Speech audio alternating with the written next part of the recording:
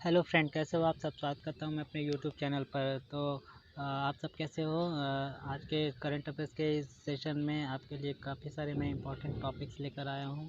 तो आशा करता हूँ आपके लिए काफ़ी हेल्पफुल साबित होंगे और आपको पसंद आएंगे। तो देखते हैं आज के इस सेशन में क्या क्या इंपॉर्टेंट टॉपिक हैं जो आपके लिए काफ़ी हेल्पफुल होंगे। तो चलिए चलते हैं आज के सेशन को बिना देर के स्टार्ट करते हैं और देखते हैं आज के करंट अफेयर्स के सेशन में क्या कुछ इम्पोर्टेंट टॉपिक्स हैं जो मैं आज आपके लिए लेकर आया हूं, और आशा करता हूं ये आपके लिए काफ़ी हेल्पफुल होंगे। तो चलिए आज के सेशन को स्टार्ट करते हैं और देखते हैं अपने पहले क्वेश्चन की तरफ। तो हमारा आज का पहला क्वेश्चन है, नई दिल्ली में 9वें इंडिया इंटरनेशनल एमएसएमई एक्सपो और शिखर सम्मेलन 2023 का उद्घाटन किसने किया। तो इसका जवाब है मनोज सिन्हा। तो जम्मू कश्मीर के उपराज्यपाल मनोज सिन्हा ने नई दिल्ली में 9वें भारत अंतर्राष्ट्रीय एमएसएमई एक्सपो और शिखर सम्मेलन 2023 का उद्घाटन किया है। तो इस एक्सपो में जम्मू कश्मीर की ओर से 40 से अधिक प्रदर्शकों ने भाग लिया। इसके साथ ही उपराज्यपाल ने जम्मू कश्मीर के एक जिला एक उत्पाद यानी कि ODOP बॉक्स का भी उद्घाटन किया। तो इस मौके पर आप जम्मू कश्मीर के उपराज्यपाल को इस उद्घाटन के मौके पर देख सकते हैं। हमारा अगला क्वेश्चन है, किस राज्य की विधानसभा ने एक प्रस्ताव पारित कर केंद्र से राज्य के नाम में परिवर्तन करने का आग्रह किया है। तो इसका जवाब है केरल।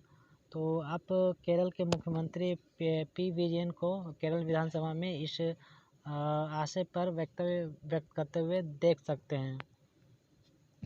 तो केरल विधानसभा ने एक प्रस्ताव पारित कर केंद्र से संविधान और सभी कार्यालय रिकॉर्ड में राज्य का नाम बदलकर केरलम करने का आग्रह किया है। तो मुख्यमंत्री पिनराई विजयन द्वारा पेश किया गया प्रस्ताव सर्वसम्मति से पारित भी किया गया।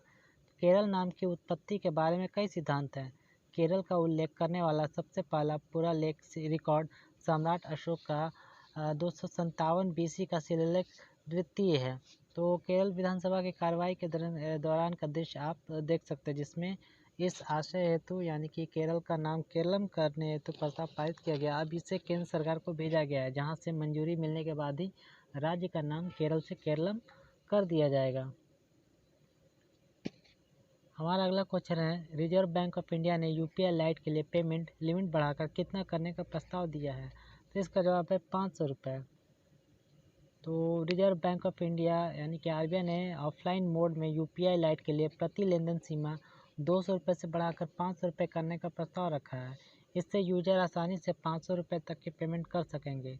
तो नेशनल कॉमन मोबिलिटी कार्ड यानी NCMC और UPI लाइट सहित ऑफलाइन मोड में कम मूल्य के डिजिटल पेमेंट की लिमिट 2000 रुपये है।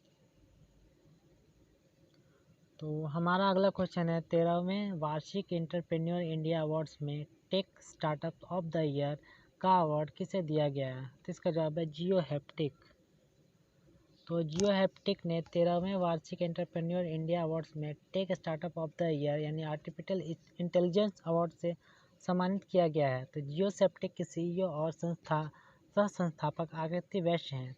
इस अवार्ड का आयोजन एंटरप्रेन्योर इंडिया द्वारा किया गया। तो एंटरप्रेन्योर इंडिया अवार्ड्स विभिन्न क्षेत्रों में देश के सबसे नवोन्मेषी उद्यमियों और व्यवसायों को मान्यता देता है। हमारा अगला क्वेश्चन है, किस इंश्योरेंस कंपनी ने व्हाट्सएप और UPI के माध्यम से प्रीमियम पेमेंट की शुरुआत की है। इसका जवाब है टाटा AIA। हमारा अगला क्वेश्चन है, LOC के पास भारत के पहले पोस्ट ऑफिस का उद्घाटन जम्मू कश्मीर के किस जिले में किया गया है। इसका जवाब है जम्मू कश्मीर का केरन सेक्टर में स्थित कुपवाड़ा। तो LOC के पास भारत के पहले पोस्ट ऑफिस का उद्घाटन जम्मू कश्मीर के कुपवाड़ा जिले में किया गया है। तो यह पोस्ट ऑफिस वास्तविक नियंत्रण रेखा यानी LOC के पास किशनगंगा नदी के तट पर स्थित है। इस पोस्ट ऑफिस का पिन कोड 193224 है। आप सभी को बता दो, जम्मू कश्मीर की राजधानी श्रीनगर है, जहाँ के अभी उपराज्यपाल श्री मनोज सिन्हा है। अब देखते हैं अपने नेक्स्ट क्वेश्चन की तरफ। तो हमारा अगला क्वेश्चन है, भारतीय रिजर्व बैंक ने रेपो रेट को किस दर पर बरकरार रखा है। इसका जवाब है 6.5%। तो भारतीय रिजर्व बैंक RBI की मौद्रिक नीति समिति ने नीतिगत रेपो दर यानी कि रेपो रेट को 6.5% पर अपरिवर्तित रखा है। यह लगातार तीसरी बार है जब MPC ने रेपो रेट को अपरिवर्तित रखा है। इससे पहले जून 2023 में हुई बैठक में भी इसमें कोई बदलाव नहीं किया गया था। तो मौद्रिक नीति समिति MPC केंद्र सरकार द्वारा स्थापित और RBI के नेतृत्व वाली एक समिति है। तो आप तो बता दो, RBI की स्थापना 1935 में हुई थी और जिसका राज्यक्रम 1949 में किया गया। इसका मुख्यालय मुंबई में है और इस समय RBI के गवर्नर श्री शक्तिकांत दास हैं। अब देख लेते हैं, अब रेपो रेट और रिवर्स रेपो रेट को आसान भाषा में समझते हैं। आसान शब्दों में अगर रेपो रेट की बात करें तो आसान शब्दों अगर बात हो तो रेपो रेट का मतलब है रिजर्व बैंक द्वारा अन्य बैंकों को दिए जाने वाले कर्ज की दर। बैंक इस चार्ज से अपने ग्राहकों को लोन प्रदान करता है। रेपो रेट कम होने का अर्थ है ग्राहक अब कम दामों में भी होम लोन और व्हीकल लोन जैसे लोन के कर्ज के दर सस्ते हो जाएंगे। अब देखते हैं रिवर्स रेपो रेट क्या है। जैसा कि शब्द से ही अर्थ साफ है, इसका अर्थ उस रेट से है जिस पर बैंकों को उनकी ओर से RBI में जमा धन पर ब्याज मिलता है। रिवर्स रेपो रेट बाजारों में नकदी के लिक्विडिटी को नियंत्रित करता है। RBI रिवर्स रेपो रेट बढ़ा देता है ताकि बैंक ज़्यादा ब्याज कमाने के लिए अपनी रकम को उसके पास जमा करा दें। इससे वह मुद्रास्फीति को कंट्रोल किया जा सकता है। और हमारा अगला क्वेश्चन है, भारतीय बैडमिंटन संघ के गुवाहाटी राष्ट्रीय उत्कृष्टता केंद्र में एकल मुख्य कोच के रूप में किसे नियुक्त किया गया है? तो इसका जवाब है मुलियो होंडियो। आप उनके फोटोग्राफ अपनी स्क्रीन पर देख सकते हैं। तो इसी से रिलेटेड हमारा अगला क्वेश्चन है, भारतीय बैडमिंटन संघ के गुवाहाटी राष्ट्रीय उत्कृष्टता केंद्र में युगल कोच के रूप में किसे नियुक्त किया गया है? तो इसका जवाब है इवान सोजुनोव। अब इसके बारे में थोड़ी डिटेल बात करते हैं। गुवाहाटी में भारतीय बैडमिंटन संघ यानी कि बैडमिंटन एकेडमी ऑफ इंडिया के नए राष्ट्रीय उत्कृष्टता केंद्र में कुछ अन्य कोचों को नियुक्त किया गया है। इंडोनेशिया के मुलियो होंडियो को एकल मुख्य कोच के रूप में नामित किया गया है। पूर्व ऑल इंग्लैंड चैंपियन रूस के इवान सोजुनोव को युगल कोच के रूप में नामित किया गया, जबकि PV सिंधु के पूर्व कोच पार्क ताएसांग तीसरे विदेशी कोच के रूप में शामिल किए गए हैं। आप तीनों हेड कोच को, जो कि इस समय फॉरेन कोच हैं बैडमिंटन टीम के, उनकी फोटोग्राफ एक साथ देख सकते हैं। हमारा अगला क्वेश्चन है, किस राज्य यूटी के राजौरी चित्करी वुडक्राफ्ट को GI टैग प्रदान किया गया है? इसका जवाब है जम्मू कश्मीर।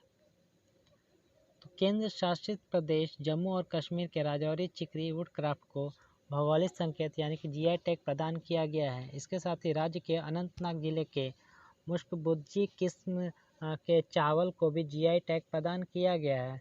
GI टैग भारत में भौगोलिक संकेतों का संक्षिप्त रूप है। GI टैग प्राकृतिक या मानव निर्मित दोनों तरह के उत्पादों को प्रदान किए जाते हैं। हमारा नेक्स्ट क्वेश्चन है, इंटरनेट रेजिलियंस इंडेक्स में भारत की रैंकिंग क्या है? इसका जवाब है 6वां।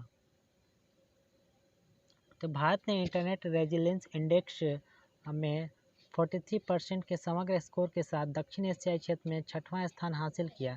इस रैंकिंग में भूटान 58%, बांग्लादेश 51%, मालदीव 50%, श्रीलंका 47% और नेपाल 43% जैसे देश भारत से आगे हैं। इस रैंकिंग को इंटरनेट सोसाइटी द्वारा तैयार किया गया है। अब देख लेते हैं इस रैंकिंग में जो भारत के पड़ोसी देश हैं यानी साउथ ईस्ट नेशंस हैं, उनकी रैंकिंग जो भारत से काफ़ी अच्छी है। इसमें भूटान पहले नंबर पर है 58% के साथ, दूसरे में बांग्लादेश है 51%, मालदीव 50%, श्रीलंका 47% और नेपाल 43%। तो इसमें देख सकते हैं कि भारत के पड़ोसी देशों की रैंकिंग भारत से काफ़ी अच्छी है। इस मामले में भारत उनसे पीछे है। तो बेहतर इंटरनेट कनेक्टिविटी के मामले में भारत ने पाकिस्तान को पीछे छोड़ दिया है। वहीं सुरक्षा के मामले में भारत का स्थान औसत से बेहतर है। हालांकि भारत पड़ोसी देशों भूटान, बांग्लादेश और नेपाल से पीछे है। वैश्विक गैर लाभकारी संगठन इंटरनेट सोसाइटी द्वारा जारी रिपोर्ट में यह जानकारी दी गई। इंटरनेट की मजबूती के मामले में दक्षिण एशिया में भारत 43% के कुल स्कोर के साथ 6ठे स्थान पर है। बेहतर इंटरनेट कनेक्टिविटी आखिर क्यों ज़रूरी है? तो रिपोर्ट में कहा गया है कि एक जुझारू या मजबूत इंटरनेट कनेक्शन खराबी या सामान्य परिचालन में चुनौतियों के बीच एक स्वीकार्य स्तर की सेवा को कायम रखता है। सोसाइटी ने यह भी कहा है कि देश की अर्थव्यवस्था के लिए इंटरनेट कनेक्टिविटी अनिवार्य है। अब देखते हैं कि ये रिपोर्ट कहती क्या है। रिपोर्ट के अनुसार इंटरनेट की मजबूती के मामले में दक्षिण एशिया में भारत 43% यानी कि जो छठे स्थान पर है। इस सूची में भूटान, बांग्लादेश, मालदीव, श्रीलंका और नेपाल भारत से आगे हैं। इस रिपोर्ट में इंटरनेट के बुनियादी ढांचे, प्रदर्शन, सुरक्षा और बाजार के अनुरूप तैयारियों पर गौर किया गया है। सूची में हालांकि भारत का स्थान पाकिस्तान से बेहतर है। रिपोर्ट में कहा गया है कि सुरक्षा के मामले में भारत का स्थान औसत से बेहतर है। अब भारत का स्थान सुरक्षा मामले में क्या है, वो भी बेहतर है। रिपोर्ट के अनुसार सुरक्षा के मामले में भारत का स्थान औसत से बेहतर है। तो दुनिया में भारत IPv6 को अपनाने के मामले में सबसे आगे है। सुरक्षा के मामले में भारत को 66% अंक मिले हैं। वहीं जब बात बुनियादी ढांचे की आती है तो यह अंक घटकर मात्र 31% पर आ जाते हैं। तो बाजार तैयारियों के मामले में भारत को 35% अंक मिले हैं। अब इस रिपोर्ट में इंटरनेट के बुनियादी ढांचे, प्रदर्शन, सुरक्षा और बाजार के अनुरूप तैयारियों पर गौर किया गया है। वैश्विक गैर लाभकारी संगठन इंटरनेट सोसाइटी द्वारा विकसित IRI सुरक्षा, प्रदर्शन और बुनियादी ढांचे और बाजार की तैयारी जैसे कारकों को ध्यान में रखते हुए देश के इंटरनेट पारिस्थितिक तंत्र का व्यापक मूल्यांकन प्रदान करता है। अब देखते हैं अपने नेक्स्ट क्वेश्चन की तरफ। किस बैंक ने हाल ही में eco friendly debit card launch किया है? इसका जवाब है एयरटेल पेमेंट्स बैंक। तो एयरटेल पेमेंट्स बैंक बचत बैंक खाते वाले अपने नए और मौजूदा ग्राहकों के लिए eco friendly debit card launch करने वाला भारत का पहला बैंक बन गया है। यह डेबिट कार्ड RPVC मटेरियल से बना हुआ है और जो एक प्रमाणित इको फ्रेंडली मटेरियल है। Airtel payments bank classic variant में 2 कार्ड लॉन्च किया है, जिसमें पर्सनलाइज्ड क्लासिक कार्ड और इंस्टा क्लासिक कार्ड शामिल हैं। अब देखते हैं अपने नेक्स्ट क्वेश्चन की तरफ। तो हमारे अगला क्वेश्चन है वर्ल्ड लायन डे प्रतिवर्ष कब मनाया जाता है? तो इसका जवाब है 10 अगस्त। तो विश्व सिंह दिवस यानी कि वर्ल्ड लायन डे प्रतिवर्ष 10 अगस्त को दुनिया भर में मनाया जाता है। इसका उद्देश्य शेरों के संरक्षण के बारे में जागरूकता को बढ़ावा देना है। तो विश्व सिंह दिवस पहली बार 2013 में मनाया गया था। तो गुजरात में विभिन्न कार्यक्रमों के जरिए विश्व सिंह दिवस मनाया जा रहा है। तो गुजरात का गिर राष्ट्रीय उद्यान दुनिया में एशियाई शेरों का एकमात्र प्राकृतिक निवास है। आपको पता है कि गिर राष्ट्रीय उद्यान गुजरात में ही है। इसी से रिलेटेड हमारा अगला क्वेश्चन है गुजरात सरकार ने शेरों को ट्रैक करने के लिए कौन सा ऐप लॉन्च किया है? इसका जवाब है सिंह सूचना ऐप।